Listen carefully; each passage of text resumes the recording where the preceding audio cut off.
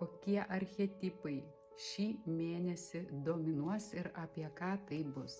Atsiskyrėlis šių metų korta, tai apie savo kelio paieškas. Kokiu keliu mes einam? Ar savo, ar kažkieno kitko.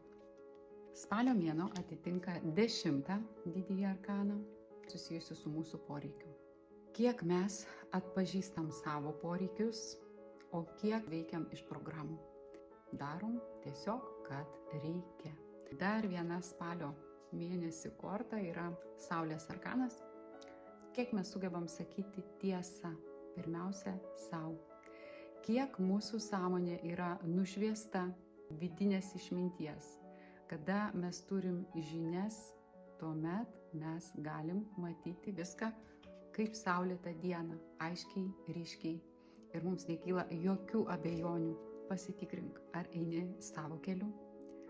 Kaip tau yra svarbu materija, kaip yra svarbu dvasiniai dalykai, o kokie tavo poreikiai. Ir kiek sakai savo tiesą. Tiek apie šį mėnesį.